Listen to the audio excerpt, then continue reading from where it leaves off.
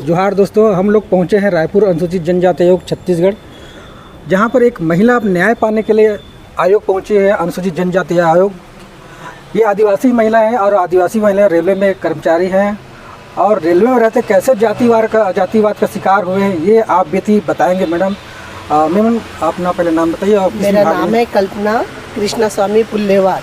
मैं रेलवे में reservation clerk पद पर कार्यरत थी। मेरा डायरेक्ट सर्विस कमीशन से 98 में एसटी कोटा में सिलेक्शन हुआ था। मैं जब यहाँ पर आई तो 2005 में मैंने ईसीआरसी का फॉर्म भरी थी। उसमें एक कोटा एसटी का था, 2 एससी के और बाकी 16 यानी यूआर के थे।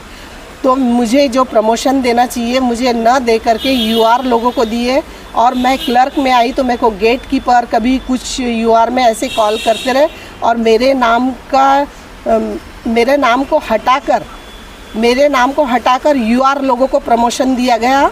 और उसी का मैंने जब विरोध करी 2011 में डीआरएम साहब को मैंने पत्र लिखी, सीनियर डीसीएम को, तो इन लोग सारे जो अधिकारीगण लोग हैं वो मेरे पीछे पड़ गए, क्योंकि वो जिस लड़की को इन लोग प्रमोशन दिलाना चाहते थे उसका पति ओएस था चीफ। तो उसने एक षड्यंत्र रच करके मेरे रेस्ट के दिन मेरे ऊपर झूठा आरोप लगाया चोरी का, क्योंकि मैं एसटी कोटा में बिलोंग करती हूँ, जातिवाद की शिकार बनी हूँ।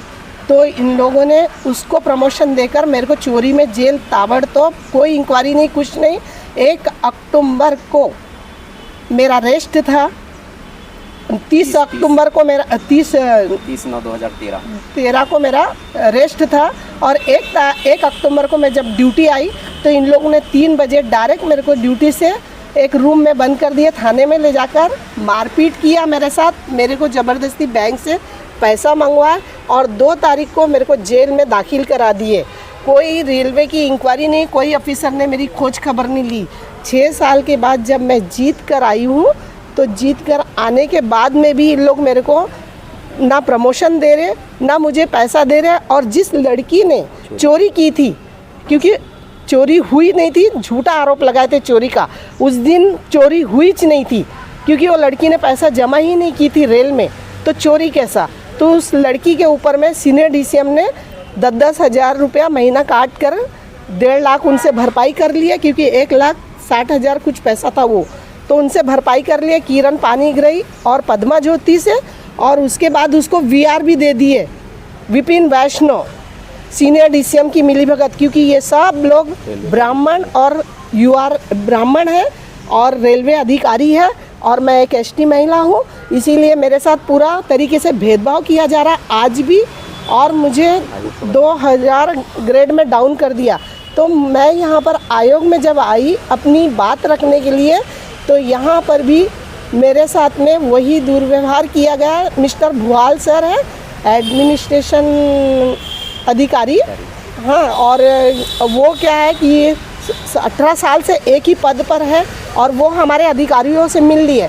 सचिव जो थे पहले, इसके पहले उइके सर और मिस्टर भानु प्रताप सिंह अध्यक्ष सर, ये मेरी मदद किए हैं, लेकिन इनके भी कागज़ पे ये भुआल सर की सिग्नेचर लगती है, इसलिए उन लोग भी यानी हाथ टेक दिए और मुझे आज तक के प्रतिवेदन नहीं बना के दिया जा रहा और मैं मानसिक रूप से गुजर रही हूँ। मेरे को खाने के लिए पैसा नहीं रहता है सर, मेरे को बहुत कम पेमेंट मिल रहा है, मेरे को बहुत परेशान करके रख दिया ऑफिस वाले, कोई मेरी मदद नहीं कर रहा। आप एक भोलानाथ डे उसने मेरे को झूठे केस में फंसाया सर, और उसकी भी कोई इंक्वायरी नहीं। सीसीएम जब यहाँ आया तो भुआल सर उसको ऐसी रूम में बिठा रहा और हम लोगों को बोलता तुम बाहर जाओ। तो यहाँ पर भी कोई न्याय नहीं मिल रहा सर, मेरे को बहुत परेशान कर रहे हैं। और भी लड़कियाँ हैं सर रेलवे में, उनको भी परेशान कर रहे हैं सर। हम लोग एसटी एससी वाले बहुत परेशान होते सर, और अधिकारी सब अपना सोर्स लगा करके गलत आरोप लगा कर हम लोगों को परेशान किया। आज हमारी पेमेंट सर 1 लाख रुपए के ऊपर रहती, मेरे को 20,000 रुपये 30,000 रुपये पेमेंट मिलता, उसमें भी मेरा को जो जेल भेजे थे वकील के पास, वकील को पैसा देना पड़ता सर। मैं बहुत हताश हो गई सर। अगर मैं ज़िंदगी में कुछ सुसाइड करती सर तो इसका सारा जवाबदारी विपिन वैष्णव सीनियर DCM सर, DRM साहब और भोलानाथ डे सर, आदिराज, पद्मा ज्योति, ये सब कुंडल राव, ये सब है, ये रहेंगे सर। और उसमें ये भुआल सर भी इन्वॉल्व है सर। मैं आज ही इसी के माध्यम से बोल रही सर, आप लोग आए, मेरी पीड़ा को जानिए सर और मुझे न्याय दिलाइए सर। मैं डायरेक्ट सर्विस कमीशन से ST कोटा में आने के बाद मुझे कुछ भी प्रमोशन नहीं, और इन लोगों को प्रमोशन मिलता है। जहाँ इन लोग मिल जाते हैं, UR लोग सब आपस में सेटिंग कर लेते हैं सर, और हम आदिवासी महिलाएं परेशान होते सर, हमको बेवकूफ़ समझते हैं सर। ये लोग मदद करिए सर। मैं इस मीडिया के माध्यम से बताना चाहती सर, सब सोए हुए यहाँ पर।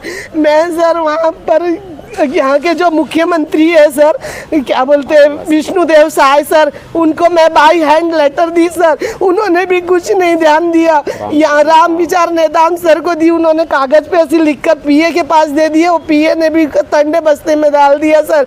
उधर गई मंत्रालय में, वो मणि करके प्रमुख सचिव साहब, उनके पास भी गए, उन्होंने भी लिख के दिया, कोई भी मदद नहीं कर रहे, बस आश्वासन दे दे सर। बहुत हताश हो गई। अगर मैं कुछ करती इसका जवाबदारी इतने लोगों को ये करना सर, इतना ही मेरा आपसे रिक्वेस्ट है। मेरे रिटायरमेंट को सर अभी 2-3 साल बचे हैं, मेरे को बोलते कोर्ट जाओ, तो यहाँ किस लिए खोल के रखे सर, आयोग बताइए। हम लोग बहुत परेशान है सर, हमारी मदद करिए आप लोग, रिक्वेस्ट है सर। ये थे हमारे रेलवे की महिला कर्मचारी जो आदिवासी वर्ग के साथी किस तरह से पीड़ित हैं आदिवासी वर्ग महिला। एक आयोग के पास एक आस लगा के आई है, और आइए देखते हैं कि आगे चल के इसको न्याय की उम्मीद है यहाँ पर। आयोग, फिर आयोग में न्याय मिलता है कि नहीं मिल पाता है, ये आगे भविष्य की बात है। लेकिन एक 75 साल के बाद आज़ादी का अमृत महोत्सव मनाया जा रहा है, उसके बाद भी आज आदिवासी महिला पीड़ित है, ये बहुत बड़ी चिंता की विषय है। आप लोग इस पर चिंतन कीजिए कि कैसे इसका निदान होगा और एक आदिवासी महिला को कैसे न्याय मिलेगा। धन्यवाद। जानना चाहेंगे आदिवासी महिला कैसे प्रताड़ित थी, आप इसके प्रतिनिधि के रूप में आपने इसके सुख दुख को जाना है, कैसे 2013 से पीड़ित हैं और अभी तक इनको अभी न्याय नहीं मिला, तो आगे कहाँ जाएंगे न्याय के लिए। अभी जैसे आज आयोग में आए थे तो है ना, तो इसके पूरा जो पीड़ा है कब से ये पीड़ित है और कैसे न्याय मिले, इसलिए पूरी प्रक्रिया बताएंगे सर। सर मेरा नाम M हुसैन है और मैं एक समाज सेवी आदमी हूँ और RTI कार्यकर्ता हूँ, और जो भी मेरे पास दीन दुखी आते हैं मदद के लिए, मैं पिछले 28 सालों से समाज सेवा का काम कर रहा हूँ और लोगों के हित में काम करता हूँ। ये कल्पना स्वामी मैडम है जो कि रेलवे में काम करती है। सर घटना है 30/9/2013 की, अपने साप्ताहिक अवकाश पर थी और उस दिन काम कर रही थी पद्मा ज्योति आदिराज जो इनके सहकर्मी थी। उसने रेलवे टिकट बेचा 1,77,560 रुपये का, और उस दिन उस पैसे को जमा भी नहीं कर हुई रेलवे खाते में और ना ही अपने किसी ऑफिसर को बता कर गई। रेलवे में कोई ऐसा ड्यूटी का चार्ट नहीं है सुबह 10 बजे से 5 बजे, परंतु पद्मा ज्योति उस दिन 10 बजे से 5 बजे तक ड्यूटी करती है। दुनिया में कोई ऐसा रोस्टर रेलवे में नहीं है। उस दिन के पैसे को जमा नहीं करी, ना तो रेलवे के अपने रोकड़ खाते में जमा करी, और 5 बजे बगैर बताए किसी को घर चली गई। कल्पना स्वामी जो है 1/10/2013 को अपने मॉर्निंग ड्यूटी में आती है सुबह 7:30 बजे, और अपना टिकट वगैरह बना के 10:30 बजे तत्काल का टिकट बना के अपने ऑफिसर से छुट्टी मांगती है कि सर तबीयत ठीक नहीं है, मैं जाऊंगी। मौखिक छुट्टी मिलती है जो 30 मिनट की होती है। उसके बाद ये अपना कार्य करती है और अपना रेलवे का पैसा जमा करके जब ये 3 बजे घर के लिए निकलती है तो इसको रोक लिया जाता है ऑफिसर के द्वारा कि मैडम नहीं जा सकते, पैसा चोरी हो गया। तो इसने कहा सर मैं तो कल छुट्टी में थी, मेरे से कोई मतलब नहीं है, परंतु इसको दबावपूर्वक रोका गया। रोकने के बाद इनका जो CRS है मिस्टर कुंडल राव, पद्मा ज्योति, किरण पाणी ग्रही, उमेश कुमार और सोमशेखर, इन लोगों ने षड्यंत्र किया, और एक सीनियर DCM थे जो कि डेथ हो गई उनकी, और एक अभी वर्तमान में। इन लोगों ने षड्यंत्र करके एक आदिवासी महिला को चोरी के केस में फंसाया बगैर डिपार्टमेंटल इंक्वायरी के। नियम ये बोलता है रेलवे बोर्ड का कि अगर कोई घटना घटती है तो पहले डिपार्टमेंटल इंक्वायरी होना चाहिए, परंतु इनके केस में ऐसा नहीं हुआ। ऑन ड्यूटी इनको जो है 1 तारीख को जेल GRP थाना भेजा गया और 2 तारीख को जेल भेज दिया गया। रेलवे थाने में भी इन लोगों ने सेटिंग करके घटना को 2 तारीख बताया। वंडरफुल बात ये सर कि ये सारी घटना षड्यंत्रपूर्वक थी। महिला 13 महीना जेल में रहती है। 13 महीने के बाद जब ये वापस आती है जमानत होकर, तो जमानत के बाद 6 साल में इनका केस लड़ता हूँ हाई कोर्ट में। 6 साल के बाद जब ये बरी होती है उसके बाद इसको नौकरी नहीं दिया जाता, दर भटकती है 13 महीना। इसके पास खाने को नहीं था, दरगाहों में मंदिरों में भंडारा जाकर खाई, जिसका सबूत है मेरे पास। उसके बाद 13 महीने के बाद नौकरी लगती है, उसके बाद इसका पैसा नहीं दिया जाता 6 साल का। सीनियर DCM विपिन वैष्णव अपनी ज़िद में, हठधर्मी में, जातिवाद में आकर इनको नो वर्क नो पे का आदेश दिया। रेलवे बोर्ड का सर्कुलर 1985 ये कहता है कि कोई व्यक्ति अगर कोर्ट से बरी होता है तो उसको पूरा बेनिफिट दिया जाता है, परंतु सीनियर DCM विपिन वैष्णव, ADRM आशीष मिश्रा और वर्तमान DRM यहाँ तक कि CCM सारे ऑफिसर्स मिलकर इस आदिवासी महिला को प्रतिनिधित किए और इसको न्याय नहीं मिला। न्याय नहीं मिलने की दशा पर मैं अनुसूचित जनजाति आयोग में आया और यहाँ पर मैंने शिकायत दर्ज किया।